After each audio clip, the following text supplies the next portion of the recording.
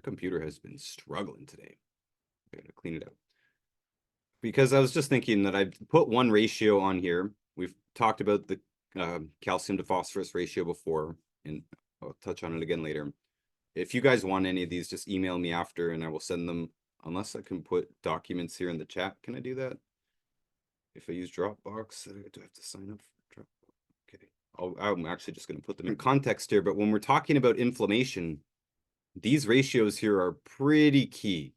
Forget about zinc and copper for a minute, because you could just get terribly sick. You could kind of fall apart if this ratio is extremely off, especially with zinc deficiency. But calcium to phosphorus ratio is the key ratio for arthritis, in my opinion. This ratio, figuring this out, is what has eliminated arthritis, osteoporosis, kidney stones, all kinds of calcium deficiency problems in livestock, because this was figured out. For basically all mammals, it's 2.1 to 1. And you can find that on Dr. Wallach's book, Let's Play Doctor. I will actually put that in the chat too.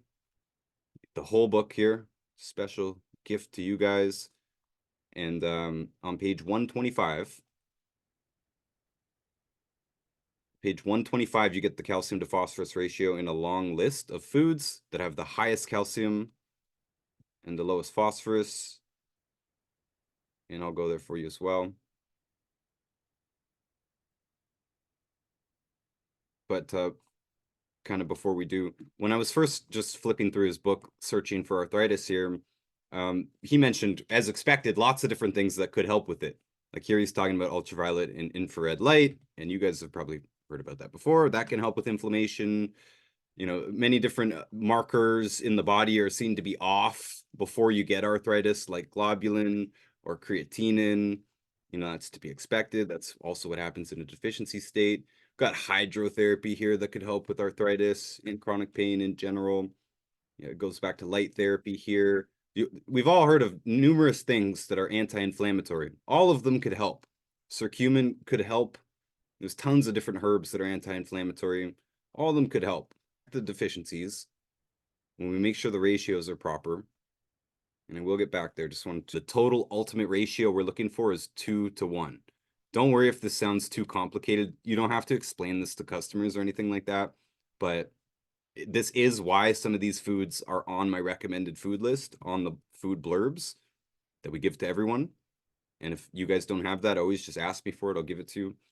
Update it sometimes. But yeah, alfalfa has been key to fixing this in livestock because it's high calcium, low phosphorus. You'll notice olives here at the top of the list. Of course, olives are well known, and not just olive oil. If there's power in olive oil, it's also in the olives. So there's healing power, there's anti-inflammatory power, there's omegas, there's all kinds of stuff. But most importantly to me, there's a lot of calcium, not a lot of phosphorus. So this helps bring your body into balance.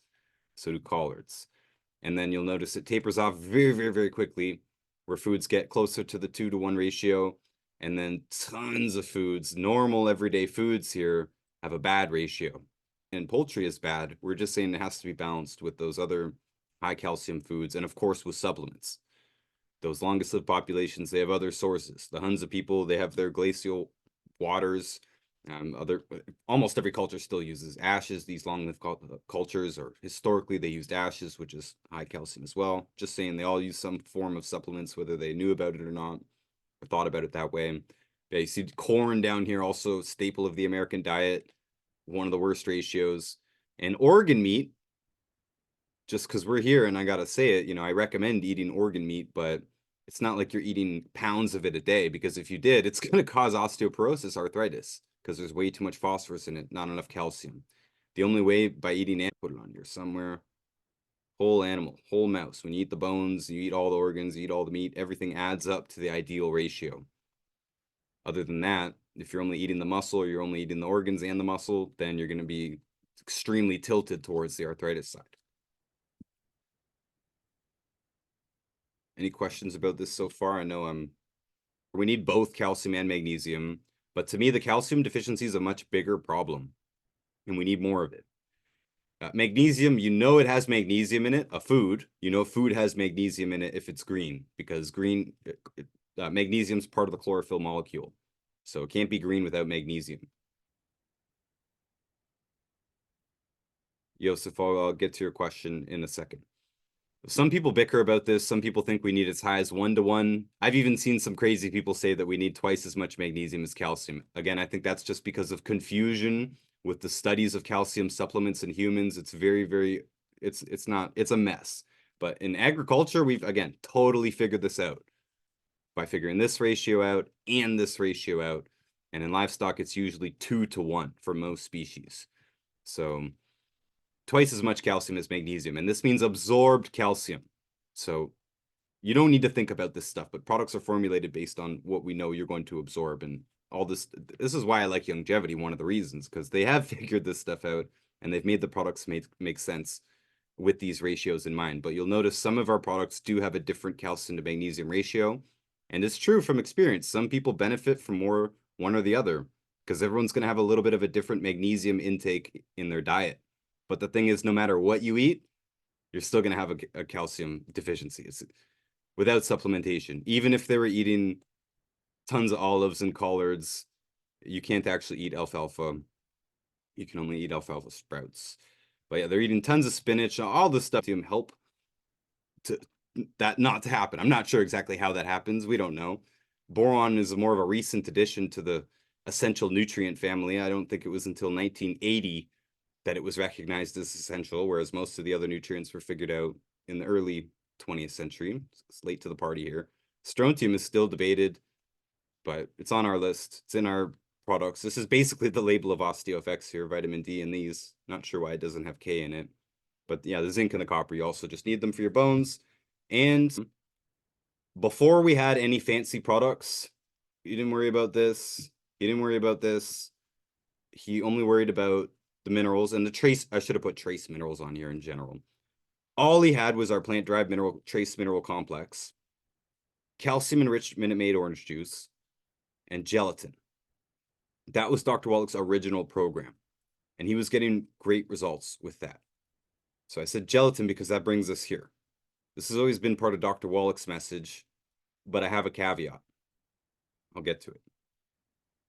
Basically, any connective tissue product is a sulfur product. Sulfur is key for the joints. It's anti-inflammatory. It's an essential nutrient. It works in this whole complex here, bones are not just bones. There's lots of tissues involved, including all the tissues that cover them. Then there's bone matrix, then there's bone marrow.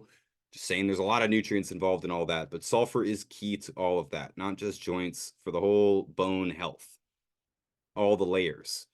And you'll see sulfur in products like glucosamine sulfate. I guess I should write some of this out. Sulfate, MSM. The S stands for sulfur. And I can't remember what the full name is. Methylene sulfuride. I don't know. And also its partner kind of molecule, DMSO. All these are well known as anti-inflammatory. Sulfur. There's also a lot of foods that are high in sulfur. And what do you know? All these foods are well known as to be anti-inflammatory, right? Of course, eggs are on our list. Highly recommend all the time, not just for the cholesterol, also for the sulfur and the other nutrients. Asparagus, then you got all these cruciferous vegetables high in sulfur.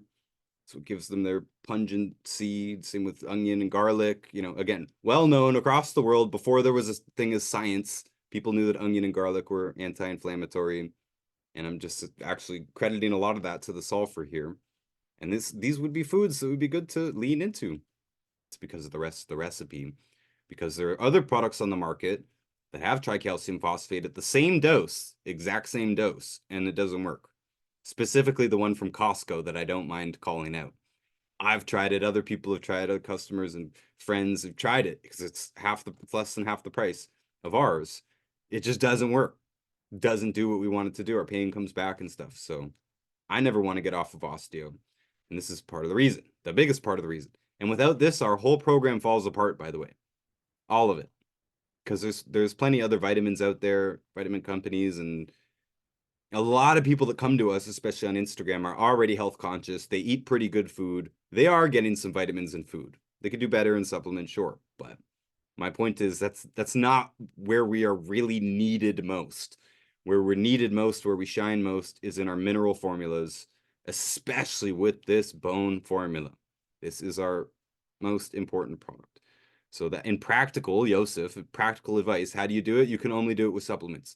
Your water does not have 17,000 milligrams of calcium in it, and it's never going to. And short of that, short of a massive intake of inorganic calcium, the only way that you have to do it is to take a more organic or absorbable form and know about this list. Don't live on organs and red meat. This carnivore fad right now, it's going to bite a lot of people. It has bitten a lot